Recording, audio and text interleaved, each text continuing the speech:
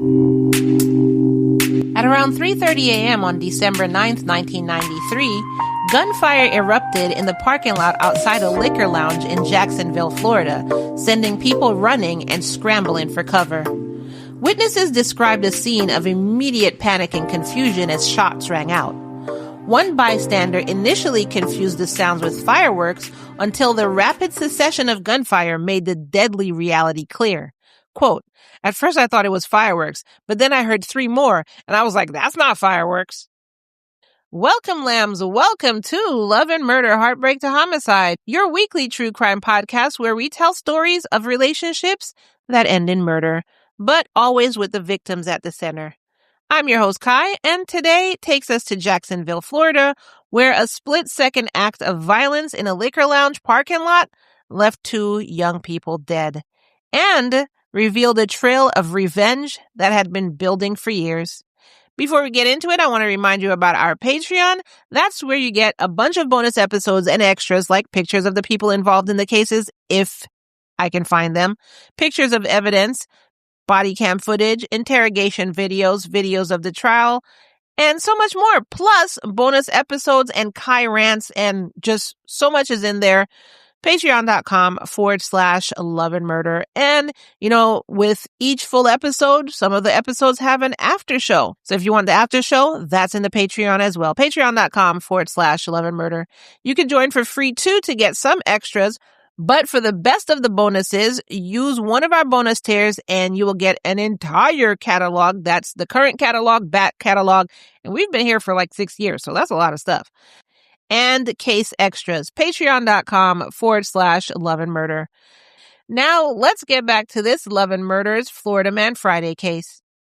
One caller told police that a masked man wearing a black skull cap had run across the lot after the shots were fired, while victims lay motionless on the ground.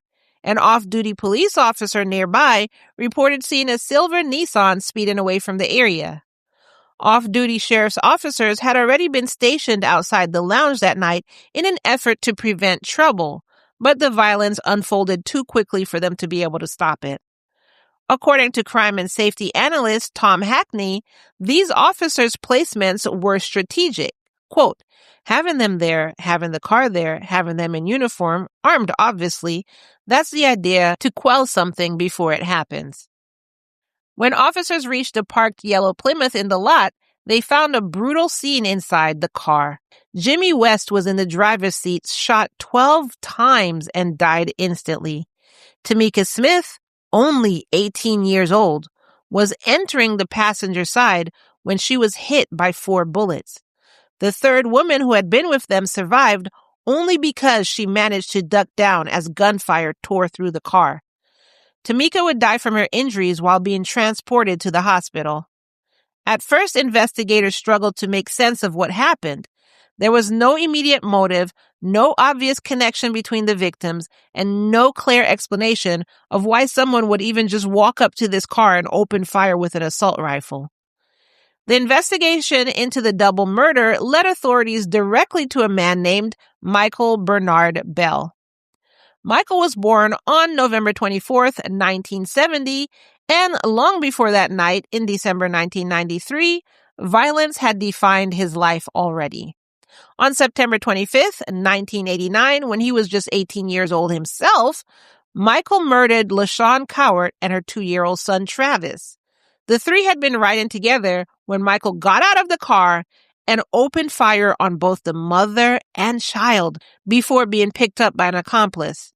4 years later, on August 18th or 19th, 1993, only 4 months before the bar shooting, Michael got into an argument with his mother's boyfriend, Michael Johnson. He went into the man's house and shot him to death right on the front porch. Then came June 1993, the event Michael would later claim justified everything that followed. His brother was killed by a man named Theodore Wright during a shootout that authorities ruled a justifiable homicide, determining that Theodore acted in self-defense. Michael refused to accept that ruling. He became consumed with the idea of revenge, telling friends and family repeatedly that he intended to kill Theodore. In early December 1993, Michael put that plan into motion. On December 8th, he and his girlfriend bought an AK-47 assault rifle along with a 30-round magazine.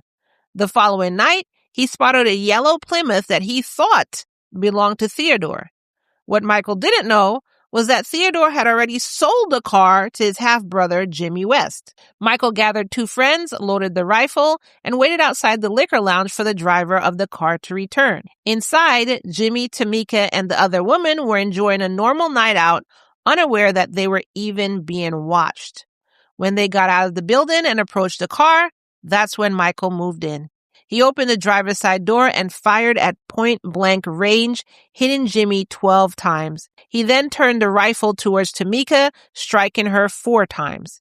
Before fleeing, he sprayed bullets towards the front of the lounge, where about a dozen people were standing, somehow managing not to injure anyone else. After the shooting, Michael went to his aunt's house and started boasting, quote, "Theodore got my brother, now I got his brother." The problem with that was that Jimmy wasn't Theodore's brother in any meaningful sense. So I guess people were just saying half-brother because you know how some people say, yeah, my cousin, and it's really like your friend or something. But he wasn't Theodore's brother, and he had absolutely zero to do with Michael's loss. Jimmy and Tamika were killed simply because they were in the wrong place, in the wrong car, at the wrong time. The investigation into the double murder led authorities directly to Michael, especially given his vocal threats against Theodore. While the murders occurred in late 1993, Michael managed to remain at large for several months.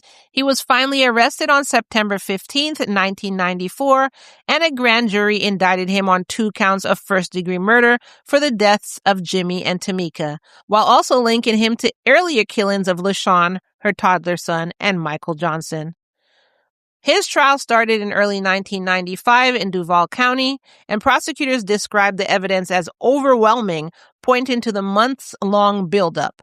The purchase of the assault rifle, eyewitnesses' testimony placing Michael at the scene, and basically his own admission of murder, and basically his own admission of motive after the shooting. I mean, you really didn't need any more evidence than that. On March 9th, 1995, the jury found him guilty on both counts of first-degree murder. During the penalty phase on March 17th, the jury voted unanimously 12-0 to recommend the death penalty. On June 2nd, 1995, Judge R. Hudson Olive formally sentenced Michael to death for the murders of Jimmy and Tamika. For the 3 earlier murders, he received a 25-year prison sentence. So what, is he going to keep him in prison for 25 years and then give him the death penalty? I don't get that. Then what followed was a long, methodical march throughout the appeals process where Michael filed direct appeals, post-conviction motions, and successive challenges over the next 3 decades, arguing ineffective counsel, improper application of aggravating factors, and later claiming newly discovered evidence related to witness testimony. Each claim was denied. Like, sir, you shot a mother and a child point blank. You shot your mama's boyfriend point blank. Like, you deserve to be out there so you could do more of this? I don't get it. So, like I said, each claim was denied. The Florida Supreme Court repeatedly upheld his convictions and sentences, describing the proof of guilt as overwhelming. The U.S. Supreme Court ultimately declined to intervene. On June 13th, 2025, Governor Ron DeSantis signed Michael's death warrant, and his execution was scheduled for July 15th. That morning, Michael woke up at 6:30 a.m. For his last meal, he chose an omelet, bacon, home fries, and orange juice. He only met with a spiritual advisor and received no other visitors. As the lethal injection began that evening, he remained alert on the gurney. When asked if he had any final words, he said, quote, "Thank you for not letting me spend the rest of my life in prison." As the chemicals flowed into his left arm, within 2 minutes, his eyes closed and movement ceased. At 6:15 p.m., the warden checked for responsiveness and found none. Michael Bernard Bell was pronounced dead at 6:25 p.m. at Florida State Prison, ending a case defined by revenge, mistaken identity, and a trail of lives destroyed long before the final sentence was carried out. Michael's death marked Florida's 8th execution of 2025. Florida surpassed all other states in executions, with Florida and South Carolina tied for second place with 4 each. I mean, who wants to win that fight? That's okay. The execution contributed to a national total of 26 for the year, already exceeding 2024's figures with 5 months remaining. John Bloom, Cornell Death Penalty Project Director, noted the execution uptick stemmed primarily from, quote, aggressive state executives and attorney generals who want to execute these people. Many condemned inmates have spent decades in the system. Furthermore, experts pointed to Trump's executive order urging prosecutors to seek capital punishment. What are your thoughts on this case? Let me know them in the comments below. This guy was such a danger to the public. It's not even freaking funny. But there are people on death row who actually don't belong there. So just being like, well, come on, let's clean up this death row. That's a freaking crazy mentality. But yeah, this guy was a danger to be out in public. So what are your thoughts on this case? What are your thoughts on basically the death penalty? Let me know all of that in the comments below, and I'll read them in one of the future episodes. Thank you so much for your time. Thank you for joining me. Don't forget to get case extras and bonuses to join us over on the Patreon, patreon.com/Love and Murder.